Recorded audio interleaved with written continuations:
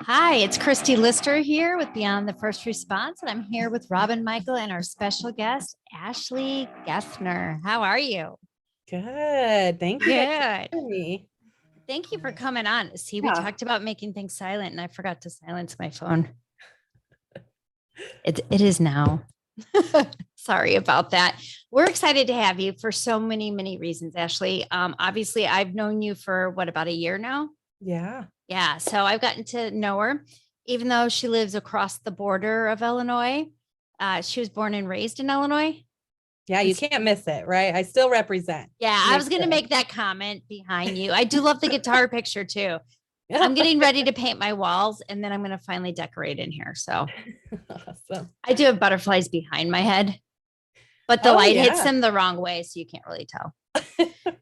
Anyway, so we are excited because not only are you a first responder family member, a child of a first responder, you have also given your passion and your life dedicated to helping first responders. So that's where we have so much to ask and pick your brain a little, I think.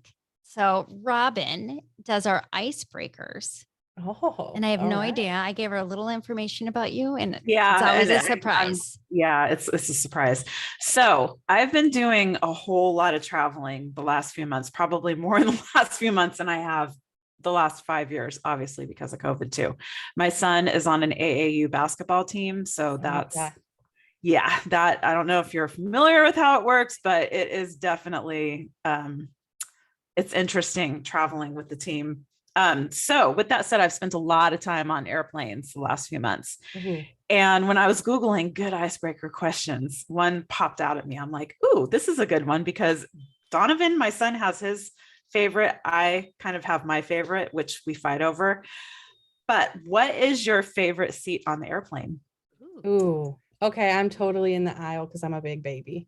Okay. So I'm that like, don't want to look, don't want to know how far I am off the ground. Or I'm in the middle. If I can be in the middle, but it has to be people I know, right? So Yeah. if I'm squished in the middle, I'm a little bit more like, okay, kind of feel protected. But if I can be in the aisle, I don't know, maybe I can run off the plane faster, who knows? I don't know. That's the Right. mindset I go with. I'm like, Well, I feel like in the middle too, what I'm noticing. So my son prefers the seat. I mean, the window seat. I prefer the window seat as well, but obviously, okay, let's pick my battles. He'll win out.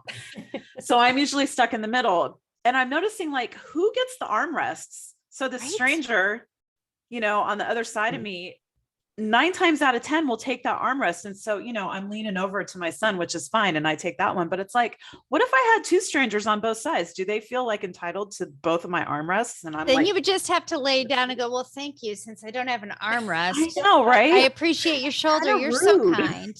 that's a good, maybe it's like a race. Now that we're thinking about this, like get in there and put your Yeah. arms down right away. Right.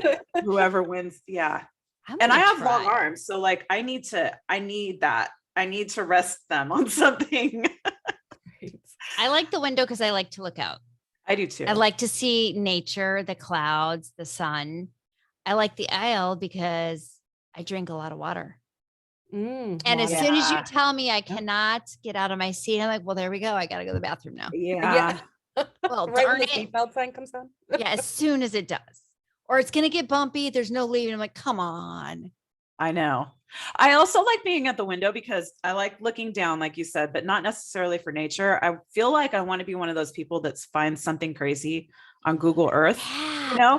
like some, I don't know, alien formation in the farmland or something, or like a secret military weapons hideout or something. I don't know. Like, what's Awesome. happening It's over a there? secret. Yeah, I want to be one of those people. That's funny. As long as you don't see somebody sitting on the wing, I guess we'll be okay. Yeah, that might be a problem. Well, so With that- anyway, I don't travel on airplanes often. The first time I did this past time was just this past May, and I hadn't been on an airplane since 2011. Wow. Oh, Yeah. wow. Right? I like to drive. Okay. I get there. I don't really get there faster, obviously, for some things, but I feel like I get there faster. So I'll take How it. did you get to the dinner last year? I drove. Oh, wow. Are you serious? Yeah. I got up. Wow. I got up at maybe 2. Oh my and drove goodness. straight through. Everybody else in the car slept. Wow. Yeah. We did that too when we went to Alabama. Impressive. I ended up being up like 36 hours when we drove to Alabama because I goodness. couldn't fall asleep. I'm like, come on, everybody get in the car. Let's just go. And then traffic, I-65 was shut down for like 30 miles. So I'm going back trails. I'm like, oh, I'm not giving up now. I have no idea where I'm at. It's storming, it's dark, but I am not stopping. Oh It my was so goodness. funny. That's Yeah. awesome. Yeah, it's fun, Glad you're here to tell the story. right? Right? No kidding. Yeah, there's some stories we could talk about. That's for another show. How many times have you been pulled over? I don't know. Anyway, so Ashley, speaking of being pulled over, your Yeah. dad is now a retired. Did he retire as a patrolman or was he upper patrolman Patrolman. in Mhm. Hoffman Estates? Yep. Oh, well, yeah, in Hoffman Estates. He's retired. It doesn't matter now. Yeah, he's done. He's done. He's done. So when we were talking one time, and you reached out to Blue Help. That's how I got to know her, Robin. She reached out to Blue Help, and then they put her in touch with me because she Yep. wanted to help.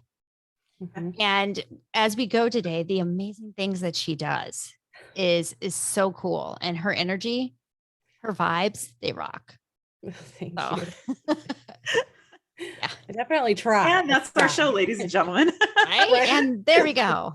Thank you. Thank you very much. So you now, when did you finish your master's? You're still doing it. I finished my master's. I'm working on my doctorate. That's right. Wow. Yes. Mhm. So why don't you go ahead and tell us what you're getting your doctorate in? Yeah, so I'm getting my doctorate in social work. But everything I've done thus far has really been around law enforcement. So right now I'm working on my dissertation, which is about the impact of civil unrest on active law enforcement officers. So kind of pick a topic that I was like, I feel like needs to really come to light for law enforcement side. So I'm trying really hard to gather their stories of what it's like to be an officer living through it. Because I just feel like we need to advocate more so and hear just from them. We hear so much of the other side, but I don't know how many people stop and ask them, what is it like? And how are you doing? Yeah. That's a really good question. I don't think very many people at all. I get excited when I see older people, the older generation will go up to an officer, like at the grocery store, and one, they go up behind them and tap the shoulder. I'm like, oh God, Yeah. no. Two, just to see their face light up when they shake their hand, just say, thank you for what you do. Yeah. I'm like, ah, Yeah, thank you for I not love shooting that. them. No, I'm kidding. Yeah. Well, not to get too political, but part of the problem I feel like in my opinion is that there's always this country just is either black or white. There's Right. never a area shaded gray in Mhm. any type of civil issue.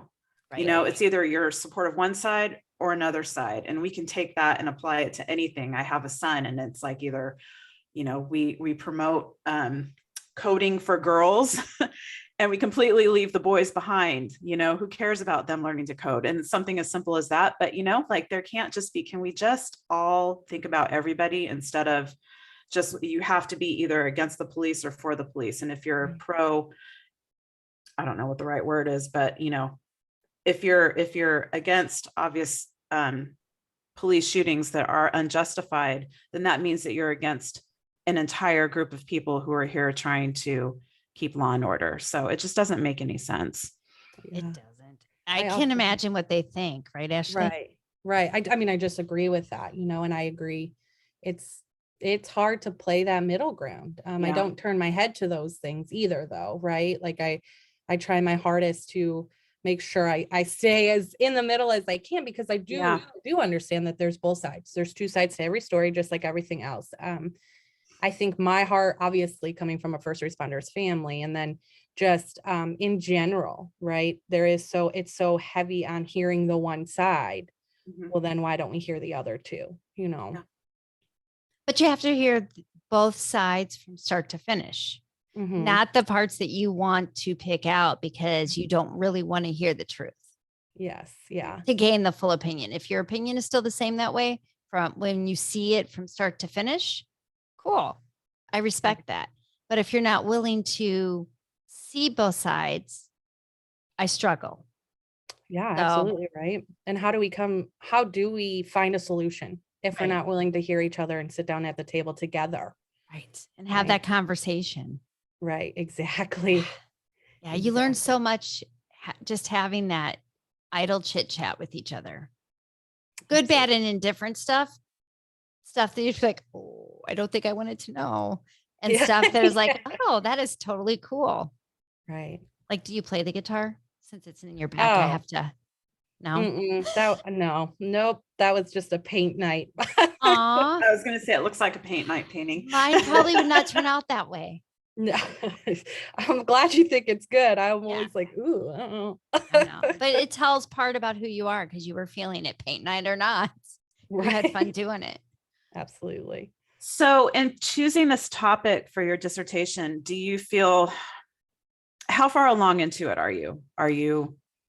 Yeah, so I proposed, which means I have chapters 1 through 3 done. And I have just recently started collecting my data. So I'm doing interviews with law enforcement officers. I actually just did my first one today. So just in my collecting data phase. And Cool. can you, I mean, I know you and I kind of texted about it, but is there anything that was there a lot of shock and awe for you being, I mean, technically you're a first responder in a first responder family, you're part of that, but at the same time, you're so many years removed from dealing with that in your home on a daily basis. Has there Yeah. been a lot of like, wow, Oh gosh, every day. Every day for me. I think that that's what motivates me. I think that's what keeps me driven to help because even today, right, the interview that I conducted after we hung up, I had some tears in my eyes and some goosebumps that I had to shake off because it's just so powerful. It's so powerful and you think you hear it all or you think you know it all and then you hear a story and you're like, what? I can't believe that, and it's kind of heartbreaking. It was a little heartbreaking for me to hear just how much they just want to get their stories out and be heard too, and how much it was appreciated that I took the time to ask those questions um, to this officer and to listen. do you think it's helped them process what they're dealing with? Yeah, I These do. interviews in general, right? Just I talking. do. I do. I think it opens the door to conversation for me, at least from the school aspect, but and then from my social work hat, right? Of being like, but these are the things that I hope moving forward you pay attention to, right? Or I'm here to talk. There's people out here that want to talk, that want to help. I think that's what I'm kind of learning in this, even when I pilot tested it, is that a lot of officers are struggling and it kind of brings that to light, these things to light, and then it's that opportunity for me to say, hey, it's okay to talk about this, to reach out, to let that stuff out. So Do you think, because I know Robin and I talk about it often, families struggling and not being able to talk about things, mhm. in that first responder world, we know, I think Robin can attest that even though fire and police are two different first responders, the four walls are pretty much the same. And do you think, or I don't know if you see family in Mhm. therapy, but do you find that family struggles the same way as the first responder? I would say there's definitely similarities and then there's differences, right? And just I think we can agree that there are definitely struggles. And from fire side, I have firefighters as well. So from fire side and police side, what I'm mostly seeing right now is a lot of this because of the political environment, right? Is a lot of these struggles, especially with the younger kids of first responders that are kind of struggling a little bit more to I wouldn't say it's not that they're proud, it's that they're almost fearful for their parent, right? And it's that nervousness of what's going to happen if when my parent goes to work and or even just recently had a child say like, I don't want my mom to wear like police gear or like a shirt outside of the house that represents police because I'm just scared of what that, I'm fearful of what if somebody takes that the wrong way. So that's something that I've been seeing a little bit more frequently now that I'm working with families. Are you finding that the families then, the kids are angry for what their parents do for a living out of fear not angry what they're doing because you know that they're very proud of them. Yeah. But is there that anger because of what they're doing because of society or because how they're coming home different each time? I would say maybe both. I would say society definitely. There's been times, a lot of the kids will say just frustrations at school, hearing other kids say nasty things about police, first responders in general at school. It's hard not to take those personally when your parent is one. But when things unfold and then it's on social media, and then the kids go to school and they have to hear about it and hear all the negative things, I think that makes them angry sometimes, especially when we're younger, to not to be angry at their parents for their career choice because it's like Yeah. you're putting me through this type thing. I Um, almost wonder if there's also a confusion on their side, I guess, depending on the yeah. age group. But I could imagine younger kids hearing anything negative said by their peers about a first responder. They're looking at their parents like, well, are you like that? I don't know if you're that type of a person or not. Yep, I've absolutely had a first responder actually say to me that their child started questioning them. Yeah. You're a killer. That's what they told me at school, Dad, is that you Yeah. killed somebody. And he said, I've never killed anybody. And my child doesn't want to believe that. Yeah. That's heartbreaking. It's heartbreaking. Do It's you think so? I mean, I know the answer is probably going to be yes, but how, maybe a better way to pose this is, how do you think social media exacerbates this dilemma that we're in right now? I mean, do you think that it's because of social media that we're at this place, or do you think that it's just fuel? I think it's fuel. I think, unfortunately now everybody has the means to a little clip, right? Right. Without a story added to it or what have you, or kids can post things that may be factual or not factual, and you go through that and it just adds fuel to the fire, and then it doesn't, to me, social media makes it really hard to come home and disconnect, right? Yeah. So it's always with you, whether you're at home, at home, whether you're at school, work, what have you, right? Like it's always with you. And I think so for some of these kids, it's really hard to separate themselves from that. Yeah. And then they take it, but I think back to your point, Chris, sorry, it's like Oh no. both, right? So that uncertainty when they come home too, and whether that first responder parent is coping in a healthy manner, what that looks like, because that can really impact the home as well. We know that all too well, unfortunately, but you don't see it in that moment. That's what we always have to reiterate. You don't see it in that moment. So you can't blame yourself for not recognizing it because you know this person. You can make excuses for the behavior, things like that. And that's where we're trying to teach people to recognize it up front. That's a long process in itself. Right. Do you think that these kids have a chance of rerouting that mindset, obviously through therapy, but what kind of tools can we give our kids to reroute that mindset in general? Yeah. I mean, I definitely think just in general, communication with the parent is crucial. So a lot of this has to do with the parents as well, right? But for kids too, just understanding that resiliency piece, just teaching them more about resiliency and how to cope and how to express their emotions effectively, I think is incredibly important. For teens, even younger kids, we don't necessarily know how to communicate as effectively as we do as adults, or we don't know how to say I'm angry at you or what have you, right? But if we're able to teach them that, if we're able to teach them too that, hey, you have to believe in yourself, your family first, specifically when it comes to these incidents at school and things like that, come home, talk to your parents about it.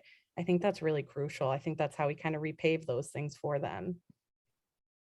Absolutely. Yeah. I have so many questions, Christine. I know. I can see your face. I'm like, trying to and we got some formulate dead air. everything. We have some. Yeah. Break I'm it up a little. processing. I'm all excited. I played with my board and got stuff on there. So I love What does your father, as a retired, I think that was my mail lady honking at my house. Sorry. I thought I heard something. Yeah. What does your retired father, retired police officer father, now think of the landscape of first responders, specifically police right now, with all of the unrest, civil unrest? I mean, he definitely feels bad. I think hopefully he doesn't get angry for speaking on his behalf, but like, I think that my dad at one point really loved his job and loved being a first responder, but now that he sees everything going on, I think he's also very grateful to have the ability to take that step back. Yeah. I think if, he definitely says a lot of the times that policing is just so different. And it's really not so much about being on the streets as it is that support in your department and what that looks like. And right now, there's not a lot of backing sometimes. So he said, I think his perspective on it has definitely shifted. Where of course he loves what he did. He very proud that he was an officer, and he looks at it these days and he just feels it's changed so much that it's nice to be the retired officer now. Yeah. Yeah. And how long has he been retired? I think we're on 4 years. 4 years. Hmm. So right around the time that it really started, I mean, it's always changed for first responders, but really started taking that Yeah. downturn of what it looks like Right. for. Yeah, he definitely he did catch right at the end. He definitely caught it. So I'm pretty sure he was still patrolling when it was the Ferguson incident. So he did catch some of that right at the end. And kind of feeling that shift, that change, that uncomfortableness of things going on. So Did he have things lined up for himself after retirement? you Like- know what? I gotta give it to my dad. I really do. I'm proud of him for how he's a resilient person. And I work in this field. I work with a lot of officers, that some that want to retire, some that have just retired and have feel like they've lost their identity and all these things. And my dad has done a really good job of maintaining those things he's loved in life throughout his career. So when he retired, he was able to go to those things, and he loves retirement. But I noticed that now that I'm older and I'm in the field and I'm helping these officers, I've noticed how crucial that is. Because I used to listen to officers, I still do, right? And I just use the word. So those used tos. I have a lot of officers that are like, I used to go fishing, or I used to go to sporting events.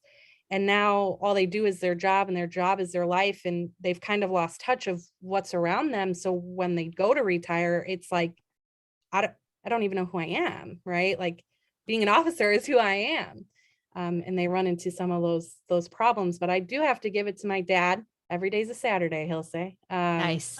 So he's not doing too bad in retirement. That's for Good. sure. Well, that's good to hear, because I think those are few and far between. Hmm.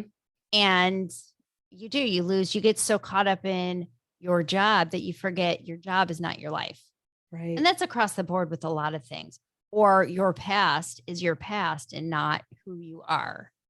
Yeah. Things like I that will- that are scary. Right.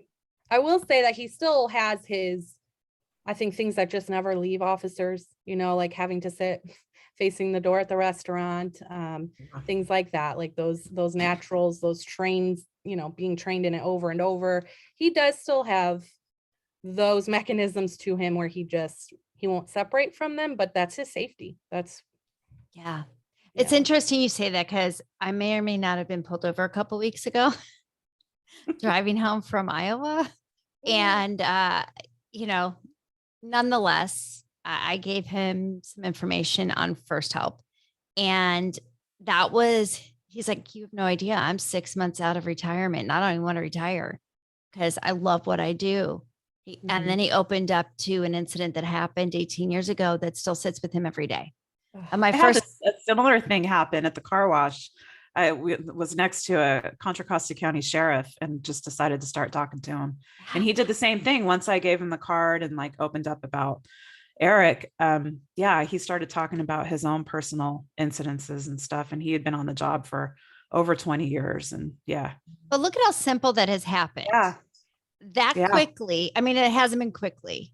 We've been doing this for 3 years. Robin and I have really been doing this for 3 years now. Right? What do Did you mean? Start Since having these involved Since in Eric died? understanding. Yeah. it's Yeah. been 3 years. So, but all it was a simple, I know how hard it is. Mhm. Almost like it was, I did have a challenge coin. So I had handed him the challenge coin and it was like, oh, challenge accepted. And I was so proud of him. I'm like, we could sit here on the side of the road all day. I don't care. Just don't Aw. ticket me. No, I'm kidding. Yeah. Is that your way out of the ticket? No. No. We'll talk about that off air. Oh, just kidding. Sort of. Yeah, but it's important, but it's that simple. It's giving them the opportunity because they know Absolutely. we understand, which is Yeah. huge. Now you do this program, but this is what really excites me. She Mhm. does this program in Kentucky.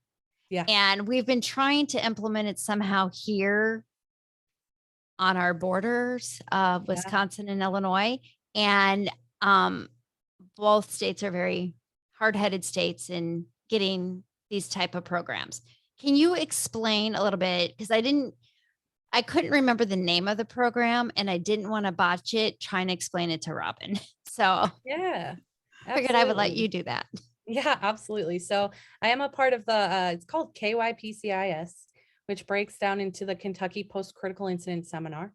It actually started I'm in one of the Carolinas, I believe South Carolina. So there's several states that do it.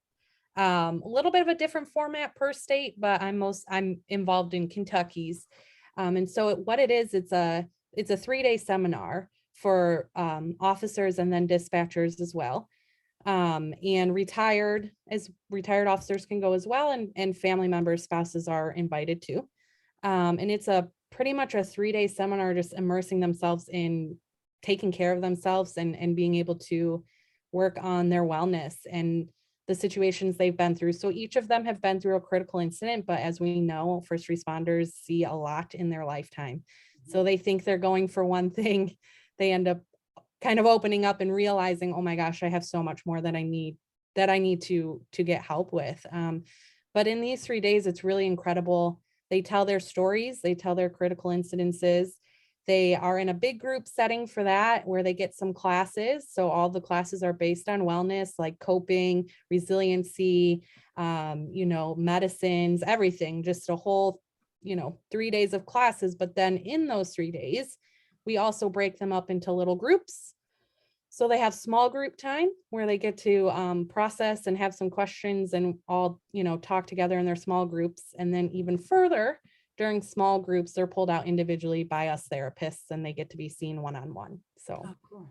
it's a very powerful, extremely powerful 3 days. But I can't speak highly of it enough, because every time I go, it just leaves me like just speechless. It's just incredible how much it helps them. And it just opens that door to conversation. You don't think much can change in 3 days, but it certainly does. And then it's not only that, it's all of them realizing like, oh my gosh, like, I wish I was doing this whole time, or, oh my gosh, now I have people that I can go to get help and continue to work through the rest of my career with. So it's pretty awesome. Have you seen people come back more than once? There have been a few where Are they someone will required to because of the Mm-mm. incident? Mm-mm. Okay. Nope. So they can be, their department can say, hey, do you want to go back? But most of the time our second timers know, like they know, like this really helped me. And if they need that extra help, or if they do go through another critical incident and want it, they can absolutely come back through. Cool. Yeah. So the departments refer them to your program? Okay. Yeah. So it's actually sponsored by the Department of Criminal Justice down there. Oh, okay. So that's pretty amazing, right? So it's Wow. funded through them, which is really, that sets the bar high. DOJ in our areas. Let's keep yeah. that in mind. Yeah, right. It definitely sets the bar high. And they, it is a 3-day, they get their hotel, food, Mhm. everything paid for them. And they get trainings technically. So they get the credit hours for that as well. But That's what I was going to ask. Are those considered credit hours for them? but it's so much more comes out of it, which is the most beautiful part. Absolutely. We're going to go ahead and take a quick break. And Okay. then when we come back, I think that Robin and I would like to hear what it was like to be a child of a first responder and what you see now that you are in the counseling world, the therapy world, what you see from both sides. So we will be right back. We are excited to be able to start our day with Badge Brew Coffee. Hey Robin, did you know that Badge Brew has a new charitable badge, Collab Roast? Hey, Chris. All right, welcome back. So, we have so many questions. Robin, do you want to start? Well, I think you ended it with the I main did. question. I really did. We have so many questions. Yeah. I mean, as far Let as me the have a sip of program, I guess coffee. I know I didn't. It's like I'm used to doing this in the morning, so I didn't get my coffee ready. Okay. My afternoon coffee. Um, do you see it opening a door to officers? First of all, is it also firefighters that are coming into your program, or is it just officers? So for the seminar specifically in Kentucky right now, it is just officers. Okay. There are some other ones that I believe are for like both. I know there's a lot of talk of trying to get it, but specific for firefighters. Okay. Yeah, so Yeah, trying because it people, would be yeah, that quite way different. too. Yeah. But me personally, outside of that program, I see all first responders. Do you think that this type of program kind of makes a shift inside some people's heads of it's okay for me to get continuous therapy? Like, are these first timers that you're seeing and they leave the program going, wow, okay, so it's not that bad talking to a therapist and I kind of like, I like it. I'm paying this person to listen to me. 100%. So what's wrong with that? 100%. Every Yeah. single one I've been to. There will even be some of the tough guys that come in, they told me I should come here, like Yeah. very resistant, and then by the end of it, they're coming back to be They're peers. So hugging everybody. that's the cool part about KYP. Yes. And that's the Yeah. cool part about this program is that peers are also there. And those peers had to sit at the table and go through it as well. And even the most, resistant ones, I go back and there they are as a peer, wanting to help and wanting to spread the word. So it's incredible with that. Love that. Yeah, that's great. Absolutely. That's awesome. So, being a first responder child Yeah. and growing up in those four walls, what have you learned about yourself now with all the training that you have done and all the conversations you have had Yeah. with first responders and their families? What have you seen that maybe you didn't recognize back then that can maybe help our audience help? Because I have officers ask me, how do you have a conversation with my child about what I'm doing or what happened? Yeah. I'll start real fast with that one for my social work cap, and then I'm going to take it off. But with that, definitely I always encourage my fellow therapists who are in first responders as well, like never to be afraid to talk to your children. Of course, different levels, right? So if your child is younger, it's okay to go home and say, I've had a bad day. You don't have to go into detail, right? It's kid friendly, whatever that can be for you, but it's absolutely really beneficial if you can sit down and talk with your kids and give them that heads up of like, hey, you know what? I had a little bit of a tough day today. I just need a few minutes to myself. Now I'll switch to being a child of a first responder, and I'll go personally for me. And through all my training, I think that of course, I wish I would have known that. Again, my dad, amazing. Me and my dad are best friends, and he did everything he possibly could for me and my sisters growing up. And there were moments, though, I think that the job just is hard to translate at home. Mhm. He was more quick to lose his temper. He was more quick he was strict when, we were disrespectful, anything like that. But there were times where now that I realize it, I'm like, okay, right, I get this now. But back then as a kid, you don't understand it. So when he would do those things or he would say those things, I think one of the biggest things with my dad was, if I instill fear, you're going to listen. Yeah. Right. But that's how that translates on the job. That works on the job, right? That's a great thing on the job. In a sense, hopefully that person complies, right? But at home, as a child, those words are hurtful.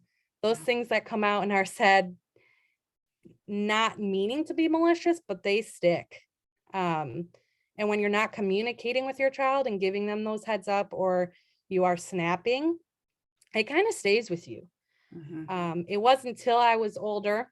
It wasn't until I was able to start having those conversations with my dad, like, man, like that was a lot, and now that he's retired and now that he's kind of stepped back, he's able to look at it with me and say, okay, I didn't have to handle it like that, or I didn't have to say things like that, but we're able to have those conversations now. And I totally understand. But when you are a kid, I think that mixed with not knowing kind of what's going to walk through the door is Mhm. always a little bit of, it provoked my anxiety. So I'm sure that for these other kids, it does too. Oh, absolutely. Yeah.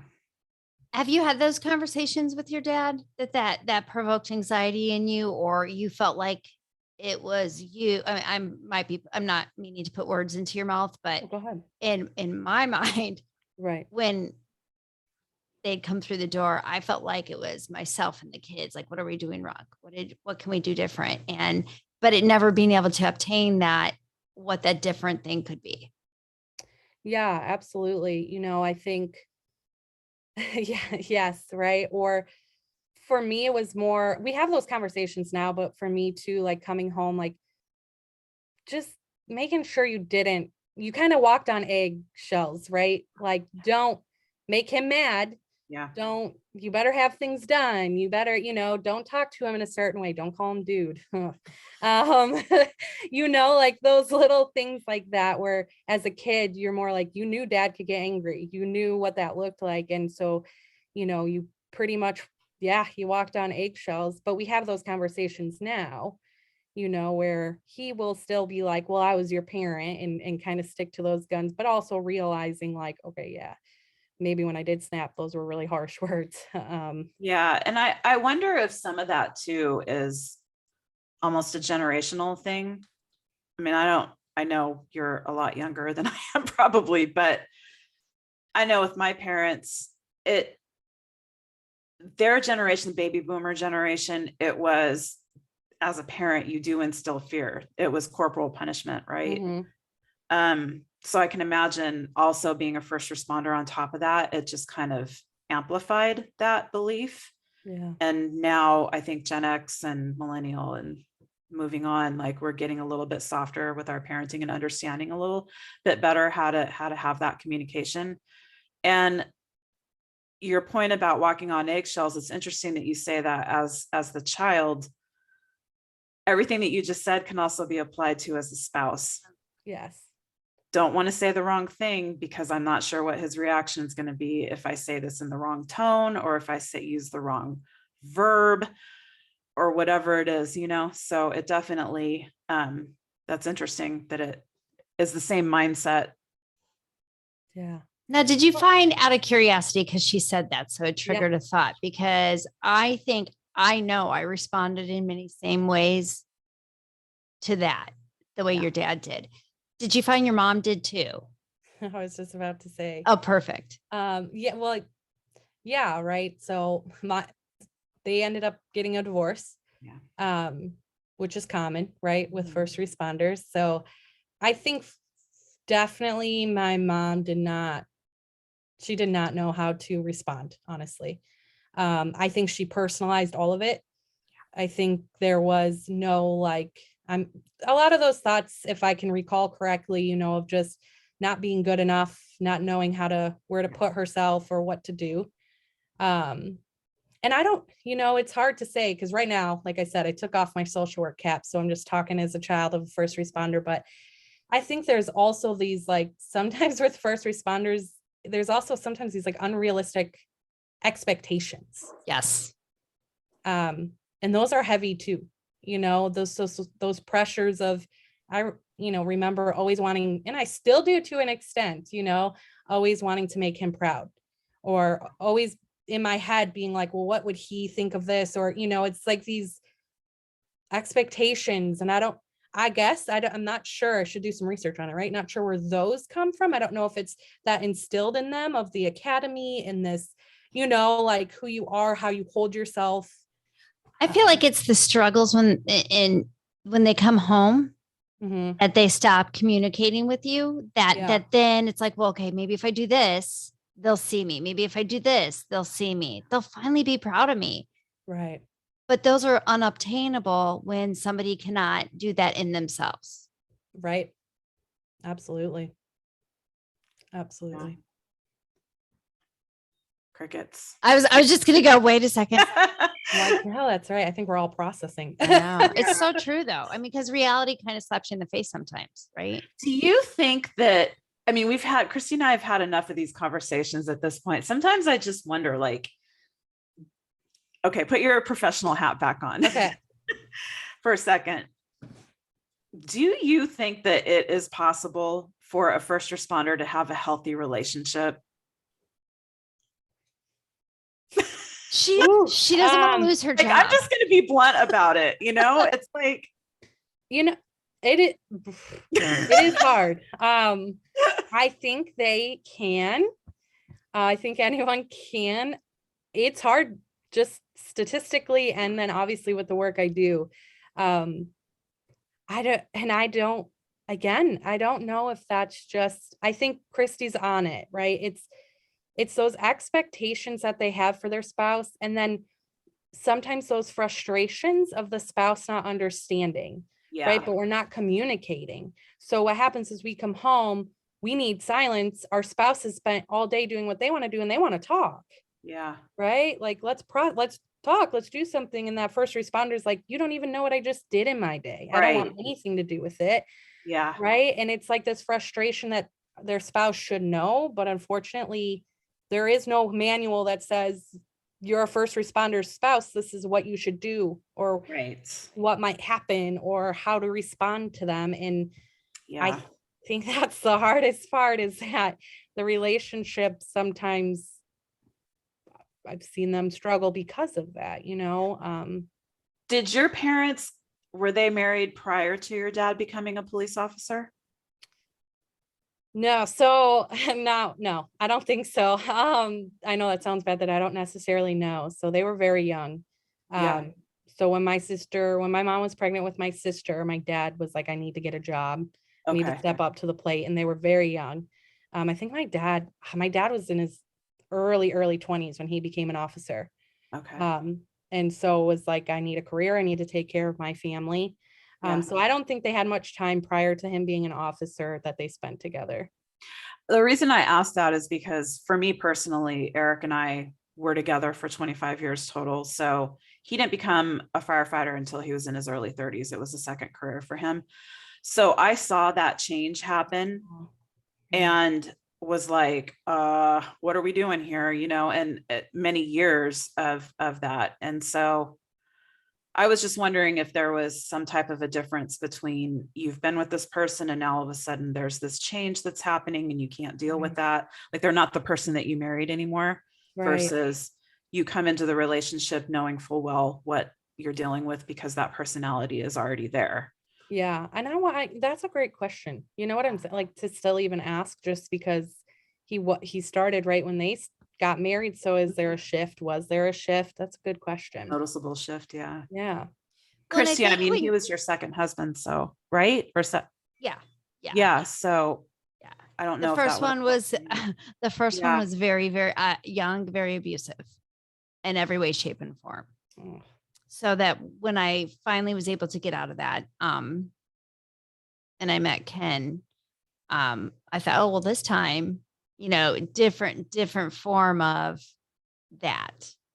But I think you have a personality, like you meet somebody new and you feel a little bit free in that moment, right? That honeymoon sort of stage that you feel free of.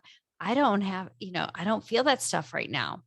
So you that doesn't necessarily, even though they've done it for a while, doesn't necessarily mean that they don't have that in them. It just is that honeymoon stage that kind of dissipates.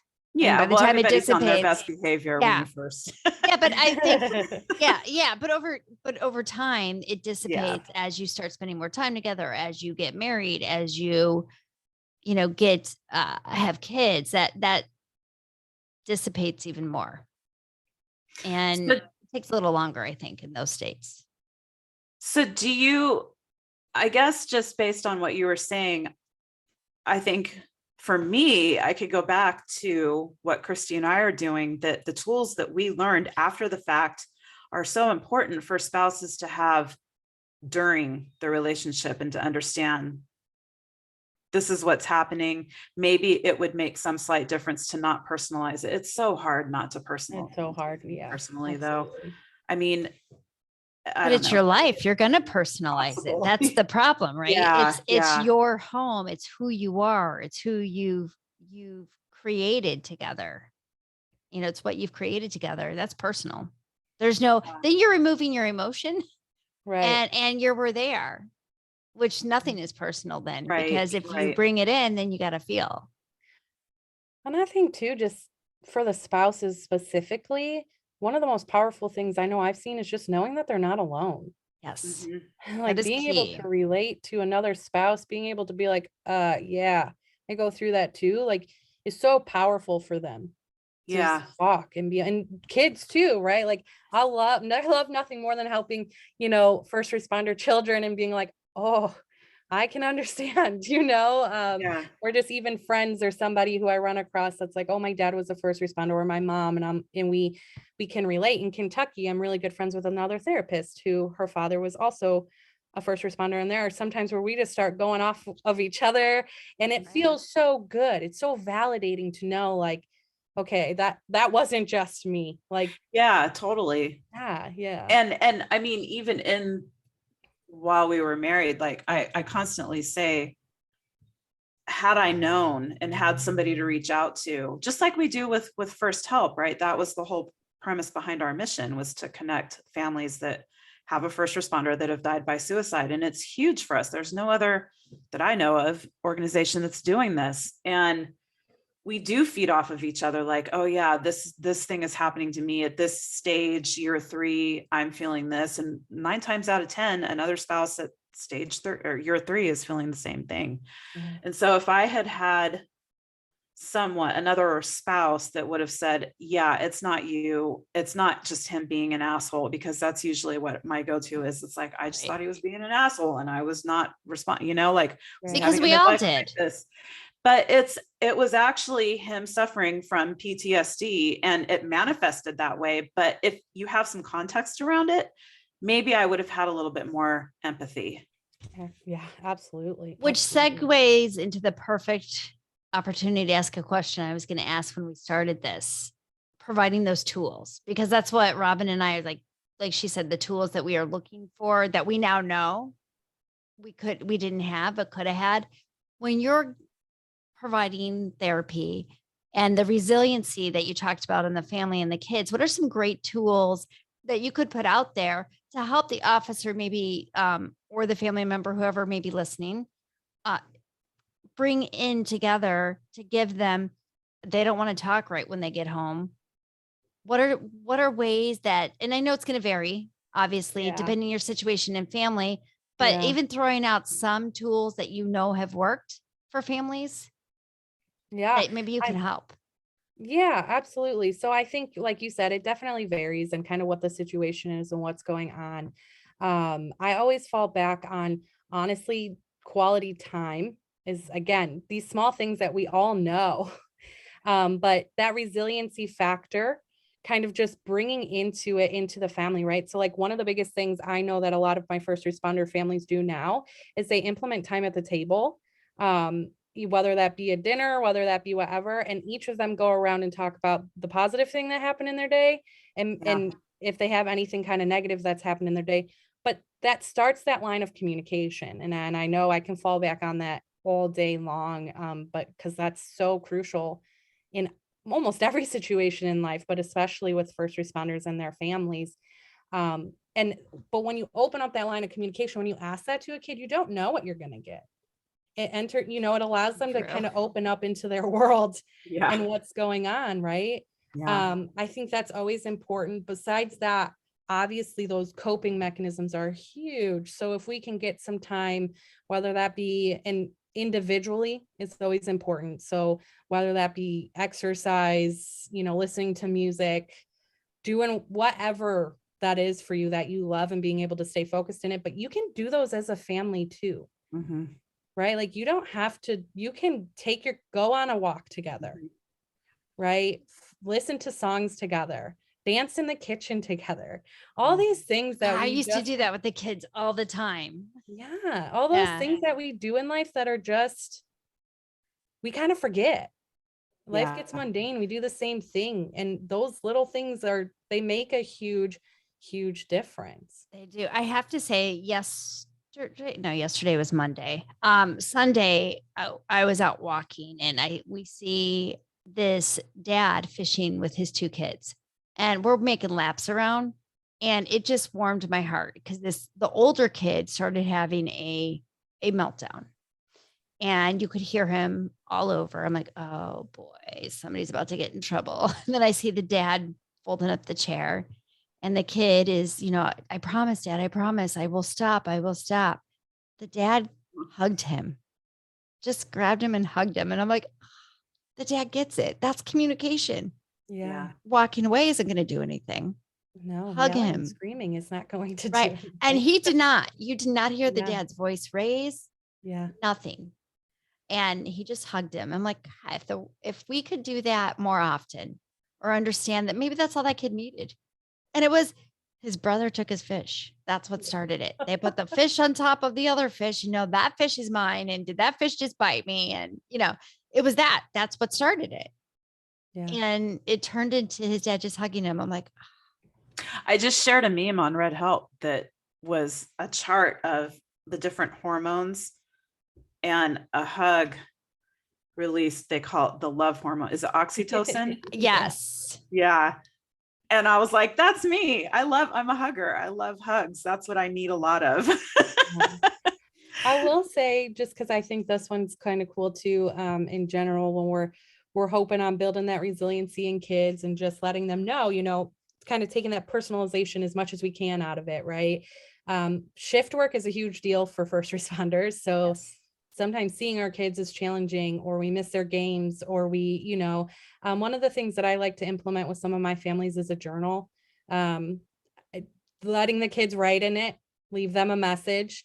And then in the morning before they go on their shift, they'll write them a message back. Yeah. And it's kind of this log together. But it's just another form of communication. It's just another form of showing that they're still there. Yeah. Which usually boosts that, like, all right, look at mom, look at dad, like they're still with me. And I Right. think even if they're not on swing shifts, Yeah. that's a perfect opportunity for a child to gain that motor skill and putting their thought to paper instead of texting it. It Yeah. comes out of your body differently, right? Yeah. It releases completely differently. But then you get to find that, and it reminds you that your parent is there for you. Just because they might not physically be there, they're there for you. I love that. Right. I might have to try that. I stick I know, notes. right? I'm like, Yeah. I'll stick notes on Haley's car on the front door, and then she'll text me. I love the Thank sticky you. notes. Yeah. But I love that Yeah. more words may come out by using the journal. Yeah. They'll start. I Absolutely. think it would take a little bit, but they'll start. And just means that it doesn't matter how long you've been a first responder, how long you've been a first responder child. It can turn around, and Yeah. you can make that simple-ish change. And like anything, it takes a little bit to see the difference, but it can happen. Absolutely. I love that. It warmed my heart. I have so many ideas. Hold Throw 'em on. out there. Yeah. Whoops. They were coming back. So with that being said, we need to wrap up here. However, we always ask our guests to reintroduce yourself. And one thing I forgot to say, she's also contracted, Ashley is, with all police department, Kenosha Police Department, Yeah. a couple Pretty counties much out that everybody way. up here. Yeah, And which is fire huge. too. Fire Yeah. departments as well up in the Milwaukee, Kenosha, Racine area. So critical incidences, you get called out for the Mhm. debriefings, and that's Do huge. some debriefings. Yeah. Yeah. Absolutely. So thank you for all you do. Thank you. for all of our first responders. And I've been blessed to have you come into my life the way you did. And I know goodness. Robin has. So, but with Mhm. that being said, I digress. If Okay. you can reintroduce yourself and then let us know something, although I think you hit a lot of it, but what do you do that helps you with all that spinning in many different directions that helps you get through the week? Oh, yeah. All right. So I'm Ashley Geffner. I'm an LCSW, so I'm a licensed clinical social worker. But I always say before that I was a first responder's daughter. I'm still very proud of that. And that drives my motivation today, to just make as much change and help as much as I can because it's needed. One of my biggest things is if I call 911, you guys are coming to me. So if they need my help, I'm answering that phone and getting that help as quickly as I can. Um, I stand by that fully and I just love it. So like you said, I have my own private practice and I'm contracted with a lot of departments up here. Kind of have my my hand in a lot of things, working on my dissertation and going to Kentucky, being a therapist for them, but wouldn't change it for the world. I absolutely love it. The way I decompress, I know, we talk a lot about resiliency, coping, how do we cope that builds resiliency, but it doesn't have to be anything big. So for me, my outlet is sports, as you can tell. I love sports. Go Football is Bears. a huge one. Yeah, I'm a huge Bears fan and it runs deep, but got that from my dad too. But Cubs fan, Blackhawks fan, Bulls fan, if I can go home, turn on a game, the most important thing for me is to turn off my phone or leave it on the table and just watch the game and be mindful while I'm watching the game. Like literally watch the game, not watch the game trying to do the dishes, do my homework, whatever, do my notes for the day. Just be mindful and watch the game and set down my phone. That refills my cup. I don't know. Sports is just an outlet and it can just be that. It can be cutting your grass, but rocking out to that music you love while you're doing it. If you can take those 5 to 10 minutes to give yourself, that's how I decompress. And that helps so many first responders too. So I Love love it. it. Yeah. I will rock out with you. I love it. Yeah. I have like my own concerts in my car. I do too.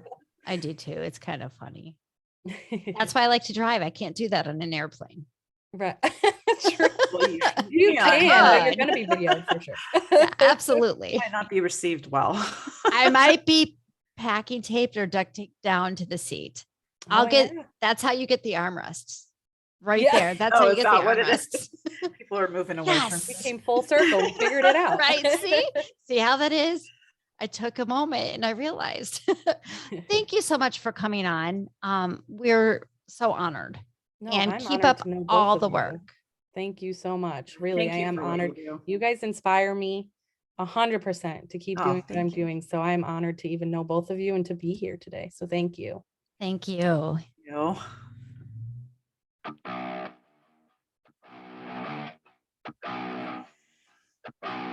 Air guitar.